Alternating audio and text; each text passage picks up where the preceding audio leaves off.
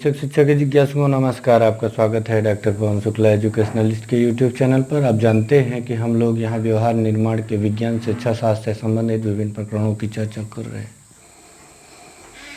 तो जो चर्चा का यह क्रम है आजकल विशेष चल रहा है यूपी यूजीसी नेट के द्वारा आयोजित होने वाली परीक्षाओं के संदर्भ में, आने वाली खंड शिक्षा अधिकारी और तमाम परीक्षाओं के संदर्भ में, जिसमें शिक्षण के संदर्भ में, शिक्षा के विषय शास्त्र के संदर्भ में महत्वपूर्ण प्रश्न पूछे जाते हैं। हम उसकी चर्चा कर रहे हैं।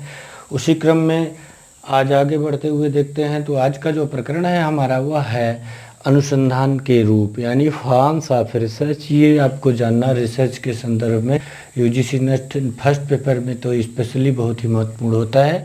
तो यहाँ आपको फॉर्म्स ऑफ रिसर्च जानना है कि पिछले वीडियो में आपने देखा जो नाउन्स हैं और फील्ड्स हैं, टाइप्स ऑफ रिसर्च को जनरली आपने समझा है। तो उसी प्रकार आज हमको फॉर्म्स ऑफ रिसर्च समझना है कि फॉर्म क्या होते हैं, कितने रूप होते हैं अनुसंधान के। अनुसंधान का तात्पर्य आप तो जान ही गए कि बार बार किसी एक बिंदु पर निशाना लगाना, अर्थात किसी एक सत्य की खोज के लिए बार बार प्रयास करना तब तक जब तक कि आप उस खोज से संतुष्ट न हो जाए, वो अनुसंधान है। तो ये अनुसंधान किन किन रूपों में होता है, ये खोज जो हम करते हैं उनका किन किन रूपों में, उनकी उपादेयता क्या है, उसकी यूजिबिलिटी क्या है, उसके आधार पर हम देखें तो अनुसंधान के 3 रूप पाए जाते हैं। एक मौलिक शोध है, दूसरा व्यवहारिक शोध है, तीसरा क्रियात्मक शोध है। मौलिक शोध का मतलब है कि फंडामेंटल रिसर्च। मौलिक शोध का मतलब क्या हुआ, मैं फंडामेंटल रिसर्च। फंडामेंटल का क्या मतलब है? Fundamental research means the types of the form of research which state a new principle, theory और फैक्ट। एक ऐसा जो ये मौलिक शोध है, यह एक ऐसी अनुसंधान की प्रक्रिया है, शुद्धिकरण की प्रक्रिया है, गवेषणा की प्रक्रिया है, जिसके द्वारा किसी नवीन सत्य, ज्ञान, सिद्धांत, जो उसका नियम, उपनियम आदि किसी का की भी जो स्थापना हुई हो, जो अब तक न रहा हो, वह क्या कहलाता है? वही कहलाता है मौलिक शोध, यानी फंडामेंटल रिसर्च।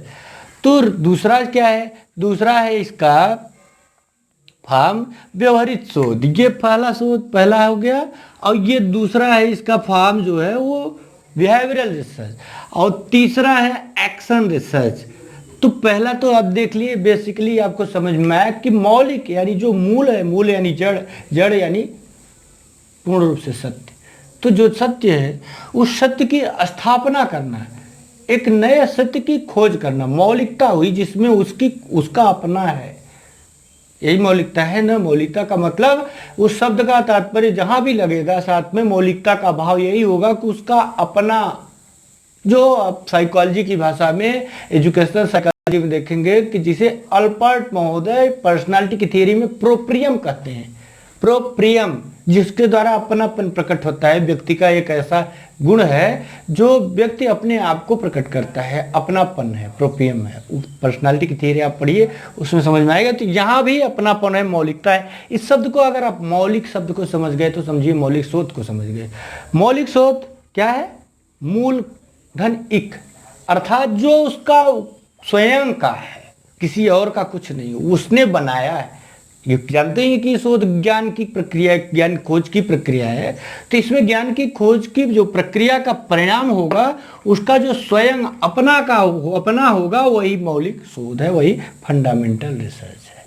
अब दूसरा बिहेवियरल रिसर्च जो है, बिहेवियरल रिसर्च का अपना कुछ नहीं होता है। इसका जो है, ये जो खोजा, इसका ये यूजिबिलिटी देखता है, इसका एप्लीकेशन देखता है कि इसको कहाँ कहाँ प्रयोग किया जा सकता है जो खोजा गया है। जैसे एक उदाहरण के लिए आपको बताएं कि जो न्यूटन का नियम खोजा गया गति के संदर्भ में, उसका अनुप्रयोग कहाँ कहाँ हुआ? गाड़ियों को चलाने में हुआ, रेस में हुआ।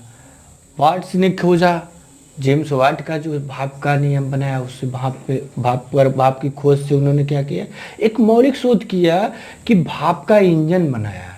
भाप के जो इंजन, भाप की शक्ति थी, जब उसकी खोज जेम्स वाट ने की तो उसका परिणाम उन्होंने क्या किया कि एक इंजन बनाया जो कि भाप से चलता था। तो ये जो अपना होगा, खोज अपना होगा, वह मौलिक शोध है। और इस मौलिक शोध के परिणामों की जो व्यवहारिकता है, उसकी जो अनुप्रयोग कैसे हो रहा है, उसकी उपयोगिता कितनी, यूजेबिलिटी कितनी है, इसकी जो जांच करेगा, उसका जो तय करेगा कि वो क्या है, वह व्यवहारिक शोध है। और तीसरा जो शोध का प्रकार है वह एक्शन रिसर्च है। तीसरा रूप है, प्रकार भी आप मान सकते हैं कि ये एक्शन रिसर्च है, क्रियात्मक शोध है। ये एक संकुचित क्षेत्र का शोध है जिसमें एक व्यक्ति विशेष तक ही वह सीमित होता है, क्योंकि वह अपनी कार्य प्रणाली, अपने क्रियाओं के ऊपर खुद शोध करता है और उसके निष्कर्ष के आधार पर वह अपने जो संशोधन करना होता है व्यवहार में करता है। तो आइए एक एक करके देखते हैं कि जो फंडामेंटल रिसर्च है उसका ऑब्जेक्टिव क्या है, उसका उद्देश्य क्या है। उसका उद्देश्य देखिए आपके सामने यहाँ एकदम स्पष्ट है, नए तथ्यों व सत्यों की खोज व नवीन सिद्धांत का निरूपण। इसके पहले मैंने आपको बताया कि इसके द्वारा नए तथ्यों सत्यों की खोज की जाती है और नए सिद्धांत का निरूपण किया जाता है। दूसरा आपको मैंने बताया, उसकी ये पूरा आप समझ जाएंगे, ये व्यवहारिक, हर इससे जो निकलेगा उसके व्यवहारिक में है।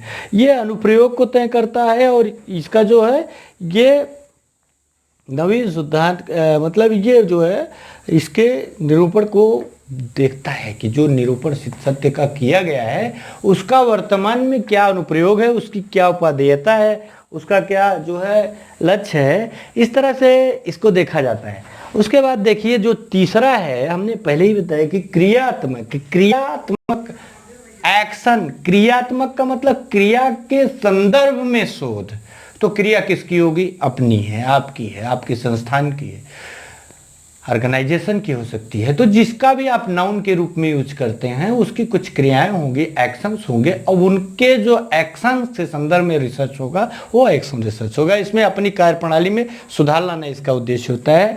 इसका जो अनुसंधान करता होता है रिसर्च का, जो फंडामेंटल रिसर्च है, वह स्पेशलिस्ट होता है और रिसर्च स्पेशलिस्ट होता है, शोध विशेषज्ञ होता है। उसको व्यवहारिक शोध वाला भी शोध विशेषज्ञ होगा, क्योंकि वो जानेगा उस सिद्धांत को और उसकी उपादेयता को, तभी उसको कुछ कर पाएगा।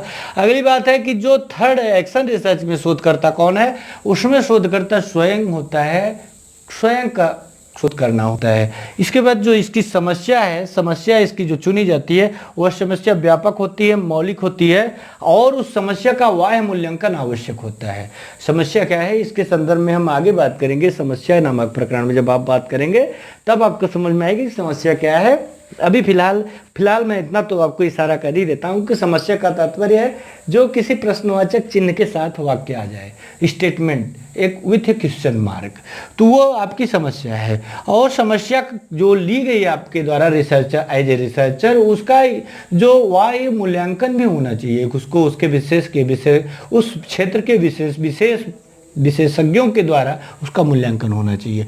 इसके बाद जो इसका है ये विशेष, यहाँ जो है ये व्यवहार परक है, क्योंकि इसकी व्यवहारिकता का परीक्षण करना है। समस्या इसकी व्यवहार परक होती है कि जैसे आपने खोजा कुछ कि मोबाइल बनी, तो मोबाइल को खोजने वाले ने मोबाइल बनाई थी, उसकी जो यूजेबिलिटी, हम लोग क्या है उसके बिहेवियरल, जो भी कंपनियां बना रही हैं, आप जो इसका यूज कर रहे हैं वो आप व्यवहारिक रिसर्च अनुसंधान कर रहे हैं, वह व्यवहार परक उसका जो रिसर्चर है उसके लिए समस्या भी व्यवहार परक है। ये समस्या संकुचित होती है, एक व्यक्ति तक सीमित है, ओनली वन पर्सन, जो कि स्वयं अपने क्रिया प्रणाली में सुधार करना चाहता है, तो ये संकुचित होती है।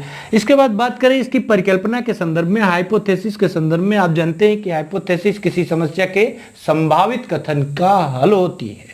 जो हाइपोथेसिस है वो किसी समस्या के संभावित परिकल्पना जो होती है, कल्पना के चारों ओर, परिकल्पना आप आगे पढ़ेंगे समझ में आएगा। अभी परिकल्पना का मतलब चारों तरफ, कल्पना के चारों तरफ आप क्या करते हैं, आपके सामने समस्या आती है, आप अपनी समस्या के समाधान के लिए एक परिकल्पना तैयार करते हैं, अपनी कल्पना के आधार पर एक वाक्य तैयार करते हैं जो कि समाधान तक ले जाता है, वह है परिकल्पना। यह पूर्व शोध के निष्कर्ष, सिद्धांतों व अनुभवों पर आधारित होती है। एक बार में ही इसमें मौलिक अनुसंधान में एक बार में ही, एक समय में ही सभी समस्याओं का समाधान हो जाता है। लेकिन जो व्यवहारिक शोध है, व्यवहारिक शोध में इसमें जो है इस समस्या जो आती है आपकी परिकल्पना, ये व्यवहार परक होती है, और जरूरी नहीं है कि जो सिद्धांत एक बार स्थापित किए गए हैं सभी सिद्धांतों का एक ही बार में अनुप्रयोग सिद्ध कर लिया जाए कि वो इसकी यूजिबिलिटी है कि नहीं है। लेकिन एक एक करके इसकी यूजिबिलिटी देखना ये behavioural science, behavioural research science का काम है। इसके बाद जो इसमें होती है परिकल्पना, ये स्वयं क्रियात्मक अनुसंधान आपने जाना है कि ये स्वयं की क्रियाओं के सुधार के संदर्भ में किया गया अध्ययन है। तो ये स्वयं की समस्या के कारणों का विश्लेषण पर आधारित होती है इसकी परिकल्पना, और एक बार में सिर्फ एक परिकल्पना का ही समाधान इसमें हो सकता है। देखिए इसमें एक बार में एक का भी हो सकता है, व्यवहारिक में अनेक का भी, लेकिन इसमें जो है क्रियात्मक अनुसंधान में एक बार में एक ही परिकल्पना, क्योंकि आपको खुद अपने एक्शन सिस्टम पर कार्य करना है, कि आपका एक्शन रिसर्च खुद करना है कि मैं क्या हूँ, कैसे हूँ, क्या कर रहा हूँ, उससे आप कैसे करूँ कि और बेहतर हो सकता है। तो उसका रिसर्च करने से आपको ये पता चलता है। इसके बाद जो इसकी डिज़ाइन होती है, डिज़ाइन का मतलब होता है किसी कार्य प्रणाली जो तय की गई है उसके पहले जो कार्य प्रणाली को हम व्यवहारिक रूप में ले जाएंगे, उसको प्रसारित करेंगे कि हम अपने लक्ष्य तक पहुंच सकें। उस प्रशासन के पहले की एक पूरी रूपरेखा है, खाका है कि आप कब, क्या, क्यों, कैसे करेंगे। इन तमाम प्रश्नों का उत्तर इस डिजाइन में होता है। डिजाइन जो होती है मौलिक अनुसंधान की, वह कठोर मानक आधारित होती है। इसमें प्रशिक्षण की आवश्यकता होती है। इसको सभी लोगों के द्वारा इस डिजाइन का उपयोग नहीं किया जा सकता है। इसके लिए विशेष प्रशिक्षण की आवश्यकता होती है। इसमें किसी खास डिजाइन की आवश्यकता नहीं होती व्यवहारिक अनुसंधान में। ये व्यवहारिक अनुसंधान उसी मौलिक अनुसंधान का जो क्षेत्र रहा है, मतलब जो प्राप्तियां हैं जिस क्षेत्र की हैं उसी क्षेत्र में इसका अनुप्रयोग किया जाता है। ये जो है सरल होती हैं इसकी डिजाइनें, और क्रियात्मक अनुसंधान में व्यक्ति स्वयं की क्रियाओं का अनुसंधान कर रहा है, तो इसलिए जो है सरल होती हैं और शोधकर्ता के अनुसार होती हैं। इसके बाद बात करें न्यायाधीश की, सैंपल का मतलब होता है जो पॉपुलेशन का प्रेजेंटेशन करे। आप जो समस्या ले रहे हैं वो जिस जनसंख्या से संबंधित है, यदि आपका न्यायाधीश, आपका सैंपल उस जनसंख्या का प्रतिनिधित्व करता है तो फिर आप न्यायाधीश के द्वारा निष्कर्ष निकाल सकते हैं और उसका सामान्यीकरण पूरी जनसंख्या पे लागू होगा। ऐसे ही जैसे आप चावल पकाए हुए बर्तन में देखते हैं, वो एक चावल निकालते हैं, उसको चेक करते हैं, अगर पक गया है तो आप अनुमान लगा लेते हैं कि सारे जितने चावल हैं सब पक चुके हैं। तो इसमें जो है ये इस पे जो न्यायाधीश होता है, जो लेना है तकनीकी का, जिसको जो आधार सैंपल के आधार पर निष्कर्ष आप निकालेंगे, इसकी चयन की इसमें तकनीकी जो होती है, इससे जो सिलेक्शन टेक्निक की व्यवस्था होती है। जैसे इसमें ध्यान दिया जाता है कि जो प्रोबेबिलिटी का थियरी आपकी है, संभाव्यता के सिद्धांत को हमेशा अनुपालन किया जाए। और जो यहाँ पर वो क्या नाम है कि उसका जो प्रसंभाव्यता, यानी कहने का मतलब एक लाइन समझिए, आप सैंपल सिलेक्शन टेक्निकी के चैप्टर में सब कुछ डिटेल देखेंगे। सैंपल क्या है, सैंपल के कितने प्रकार होते हैं, उसकी तकनीकियाँ क्या क्या हैं, इससे संबंधित भी प्रश्न आते हैं, तो वो आप समझेंगे वहाँ पर। लेकिन यहाँ जो तकनीकी होती है ये बहुत आधारित होती है, सांख्यिकी एकदम गणित के आधार पर होती है, और 100% प्रयास किया जाता है कि जो जनसंख्या है, जनसंख्या मतलब जैसे चावल से आपने पके हुए चावल के पात्र से एक चावल निकाला था आपने, तो उस एक पात्र का जो चावल आपने एक निकाला था उस पात्र से वो पूरे चावल का प्रतिनिधित्व कर रहा है। ऐसे ही यहाँ भी ज़रूरत होती है। और यहाँ जो है, यहाँ कोई खास तकनीकी सैंपल की ज़रूरत नहीं, वो बिहेवियरल है, और उसके मिलान माने मूलभूत जो मौलिक सिद्धांत है, जो इसका फंडामेंटल थियरी है, उससे जो प्राप्त कंक्लूजन है उसको लागू करने के लिए यहाँ जो है व्यवहार परकता की आवश्यकता है। वो देखता है कि उसने क्या निकाला है और कैसे लागू होता है। यहाँ जो है ऐसी कोई ज़रूरत नहीं होती है तकनीकी की, क्योंकि सैंपल की ज़रूरत नहीं है, स्वयं आप देख रहे हैं। अगली बात है आंकड़ा संकलन की। जो डाटा कलेक्शन है, जो सैंपल लिया गया उससे आप अपने लक्ष्य के, अपनी समस्या के संदर्भ में कौन से आंकड़े कैसे लेंगे, इसका क्या तकनीकी है, वो डाटा सिलेक्शन टेक्निक जो है वह विश्वसनीय होनी चाहिए। विश्वसनीय का मतलब रिलायबिलिटी अंग्रेजी में कहते हैं। इसका तात्पर्य है किसी भी न्यायाधीश का वह गुण या किसी भी चर का वह गुण जिसके आधार, जिस पर जो है जितने लोग भी निष्कर्ष निकालें सबका लगभग एक समान हो। और वैध का मतलब जिस चीज, वैधता का तात्पर्य, वैलिडिटी का मतलब है कि जो जिस चीज के लिए, जिस उद्देश्य से बनाई गई है उसका वो पूरा करता हो। जैसे घड़ी के लिए हमने बताया था कि घड़ी समय देखने के लिए बनाई गई है, यदि घड़ी समय बता रही है तो ये वैध है। इसके बाद प्रामाणिक परीक्षण का मतलब होता है स्टैंडर्डाइज्ड जो टेस्ट हैं। स्टैंडर्डाइज्ड टेस्ट का भी एक तरीका है कि किस तरह से जो परीक्षण बनाए जाएंगे, विश्वसनीयता, वैधता, वस्तुनिष्ठता, कठोरता, कठिनाई स्तर उनके पदों में किस तरह के हैं, तो इसके द्वारा यहाँ आप समझेंगे। इसके बाद जो इसमें जो होती है, इसमें स्वनिर्मित होता है, इसमें कोई खास ज़रूरत नहीं होती है। यहाँ भी स्वनिर्मित है, मतलब व्यवहारिक और क्रियात्मक अनुसंधान दोनों में जो सैंपल सिलेक्शन, ये डाटा कलेक्शन तकनीकी है, वो दोनों व्यवहारिक रूप से स्वनिर्मित होती हैं। इसके बाद जो प्रदत्तों का संकलन मौलिक अनुसंधान में किया जाता है, ये मौलिक अनुसंधान जो भी है, आप आगे डिटेल समझ रहे हैं अभी से, तो जो मौलिक अनुसंधान में प्रदत्तों का संकलन किया जाता है वो उच्च सांख्यिकीय प्रविधियों से किया जाता है। इसका मतलब कि जो भी स्टैटिस्टिक्स टेक्निक यूज की जाती हैं स्टैटिस्टिक्स की, वे बहुत ही उच्च स्तर की होती हैं, जैसे mean, median, mode, SD, ANOVA test, इस तरह के जो काई स्क्वायर या फिर कोरिलेशन, इस तरह के बहुत सारे टेस्ट हैं जो स्टैंड पाई है, तो इनका उपयोग करके किया जाता है। और इसमें जो व्यवहार परक विज्ञान है, इसमें इसका विश्लेषण करने के लिए सरल सांख्यिकी का उपयोग किया जाता है, मीन का, मोड का, मीडियन का। इसमें जो सरल सांख्यिकी, इसमें भी जो क्रियात्मक में भी उपयुक्त होती है। इसके बाद अर्थव्यवस्था की बात करें तो जो इसका रिसर्च है, फंडामेंटल रिसर्च, जो उसको करने वाला है उसको स्वयं करता है। और ये इसका मतलब जैसे धन का जो खर्च होना है, जो रुपया पैसा खर्च होना है, उसका उपयोग, उसका निर्धारण भी तो वहाँ मतलब उसका जो संगठन, उसकी व्यवस्था शोधकर्ता को, रिसर्चर को स्वयं करना पड़ता है। जिससे मैं ही जो पीएचडी किया था, तो भी पीएचडी उपाधि की शोध का ही परिणाम है। तो ये जो है उसको स्वयं करता है। और कभी कभी जो है इसको उच्च शिक्षा संस्थान भी देते हैं, जैसे यूजीसी नेट, जेआरएफ देता है, जेआरएफ के लिए मिलता है। और बहुत सारे विश्वविद्यालय हैं, बहुत सारे संस्थान हैं, तकनीकी आईआईटी है, और बहुत से संस्थान हैं जिसमें सरकार के द्वारा भी रिसर्च के लिए काफ़ी कुछ मिलता रहता है।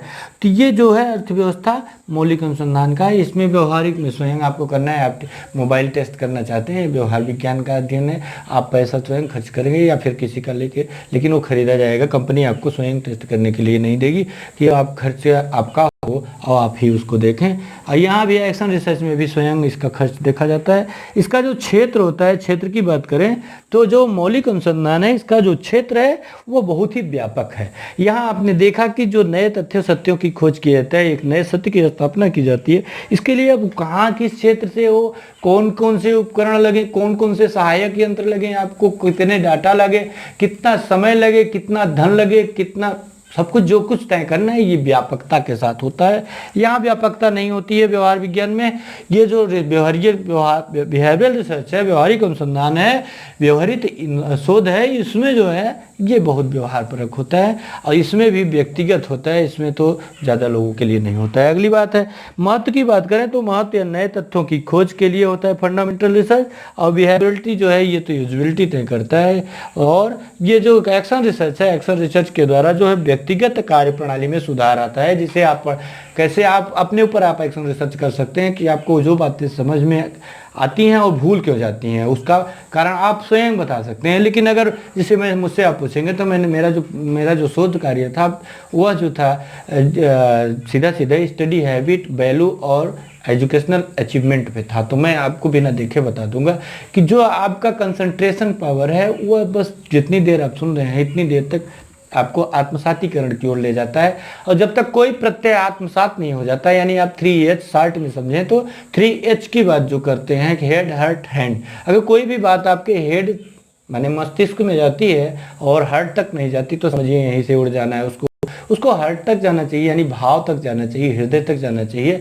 और हृदय तक जाने के बाद उसका एक्शन भी होना चाहिए, यानी वो तीसरा एच जो है हैंड, क्रिया का प्रतीक है, उसको आप क्रिया प्रणाली में अपने ले आइए, या आप उसको जिससे कि आत्मसात कर सके। ये पूरी प्रक्रिया जब पूरी होगी तभी आत्मसात होंगे। और देखिए स्वामी विवेकानंद जैसा महान आप बन सकते हैं। बस इतना है कि आप कंसंट्रेशन पावर बढ़ाने के लिए योग आदि के द्वारा अपने आप को समझें। तो आप इसमें किस संदर्भ में जो कुछ भी कहना चाहें आप कमेंट बॉक्स में आइए, आपका पूरी तरह से मैं उत्तर दूंगा, आपको संतुष्ट करने का पूरा प्रयास करूंगा। आप चैनल लाइक करने, शेयर करने, सब्सक्राइब अवश्य करिएगा। धन्यवाद, नमस्कार।